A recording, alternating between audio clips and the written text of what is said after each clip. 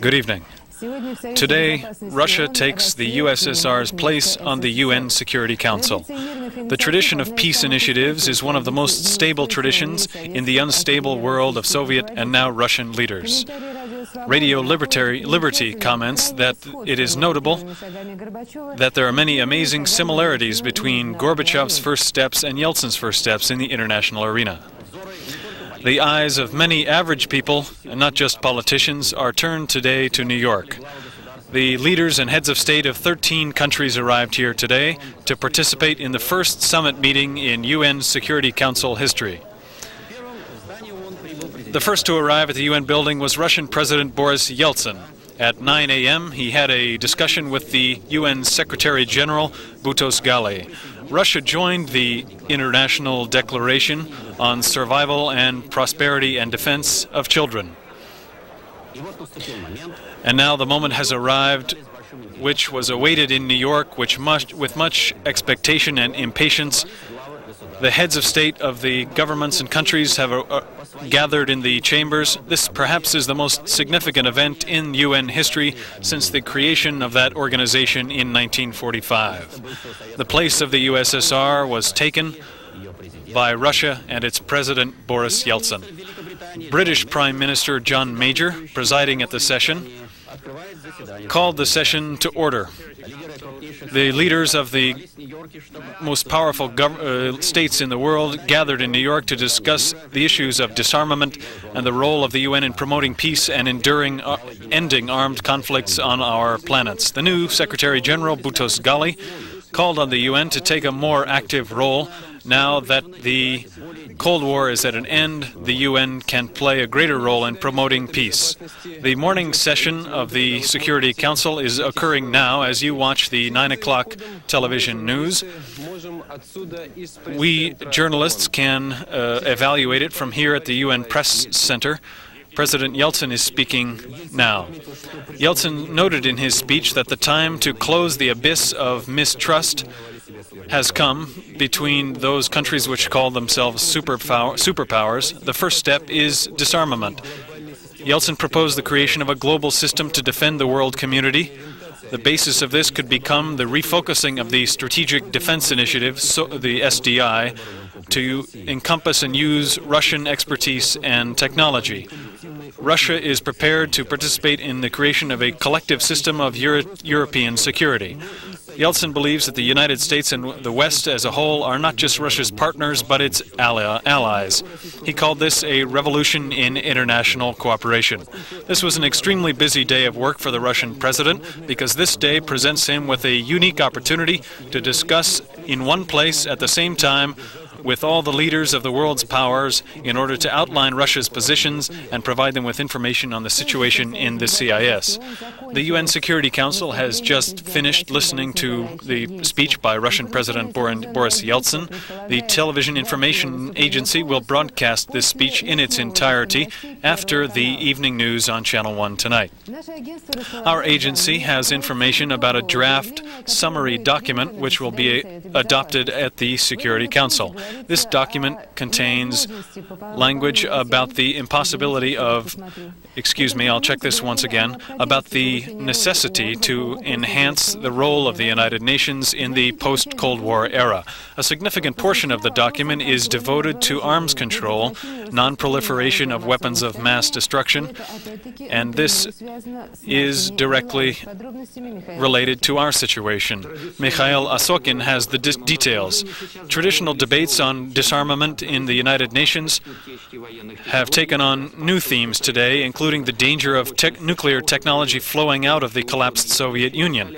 The U.S. concern in this area is manifested in its increased CIA observation of our nuclear scientists to monitor their possible movements.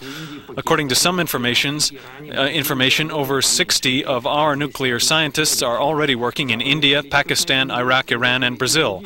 Western politicians are alarmed by by other events as well. The declaration of the Tajikistan government in its capital, Dushanbe. According to the German Stern magazine, a journalist posing there as an arms buyer was offered to buy 15 kilograms of enriched uranium, which is a sufficient amount to produce an A-bomb. In the opinion of the government in Bonn, the Security Council should take sanctions against any country which attempts to create nuclear weapons by hiring foreign specialists. Western politicians are alarmed also by the general instability of relations between the Commonwealth countries, especially in the military sphere. Some note that signed treaties contradict one another. The sides interpret them in accordance with their own interests. French Foreign Minister Dumas, after a trip around the Soviet republics, declared that he is not entirely convinced of the reliability of control over former Soviet nuclear weapons. He said that the meeting of the Commonwealth leaders in Minsk in February will be difficult. These issues arose again in an unexpected way at the United Nations when the Ukrainian opposition movement Ruch appealed to the United Nations to suspend Russian membership in the Security Council for 6 months in light of what Ruch calls the imperial policies of Russia in the Crimean situation, the division of the Black Sea Fleet, and other military issues. The world community is now being asked to judge not only our peace initiatives, but also our disputes as well. Tomorrow, President Bush will meet with President Yeltsin. A U.S. administration official said that the main topic of discussion will be arms control. However, this official also said that no agreements are expected. In the opinion of American disarmament specialist Jack Mandelson, improvement in the political situation should occur at these negotiations.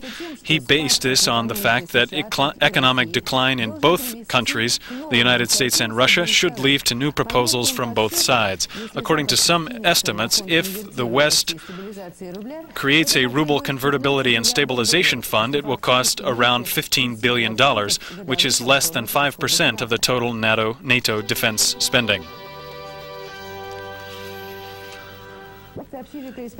As our correspondent reports from the headquarters of the CIS Navy, Ukrainian President Leonid Kravchuk has sent a telegram to CIS Commander-in-Chief Marshal Shapachnikov demanding that he remove Black Sea Fleet Commander Admiral Kosatonov. Kravchuk claims that Kosatonov is preventing sailors in the Black Sea Fleet from hearing the political positions of the Ukrainian leadership on issues of sailors' social security. The CIS Navy headquarters informed us today that Admiral Kosatonov had a press conference in Sevastopol today, responding to the Ukrainian demands for his resignation. We have no detailed information on this yet. For the first time, a Ukrainian bureaucrat has noted the possibility of arms exports from that former Soviet republic. According to Canadian International Radio, Ukraine has concluded a deal with Iran, a barter deal for 8 billion Canadian dollars. Ukrainian Deputy Prime Minister Masik said that in exchange for oil and gas from Iran, Ukraine will provide scrap metal, chemicals, industrial equipment, and possibly weapons. He gave no details. Kazakh President Nursultan Nazarbayev left for Switzerland today to participate in the World Economic Forum. Together with the presidents of Ukraine and Belarus, Nazarbayev will participate in a special plenary session of this organization on Commonwealth issues. Today in Vilnius, there was a meeting between delegations of the Russian Federation and Lithuania. Issues to be discussed include the presence of former Soviet troops in Lithuania under Russian jurisdiction. They will discuss the determination of the status of these troops and the procedure for their withdrawal. Today, about 100 military trucks formed a column in the center of Moscow on Manege Square. One of the officers of the group tried to calm down the Interfox correspondent by saying there is no putsch, but rather the trucks are involved in equipment testing for voting and registration of deputies in the Kremlin Palace of Congresses. The Moscow military commander confirmed this information. Today, the first month of economic reform comes to an end. Yeltsin's stock seems to be rising in the West, but this does not save him from criticism within the country, including from the Vice President Alexander Rutskoy. This is another similarity with the Gorbachev era. But according to public opinion polls, the difficult times of shock therapy have not yet caused people to turn against the Russian president.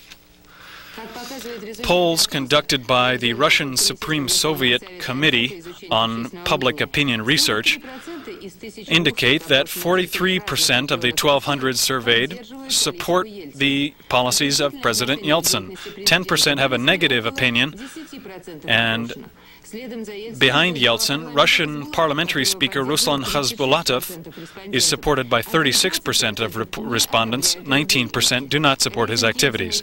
The ratings of Yeltsin and Khasbulatov are plus 17 and plus 9.5, respectively.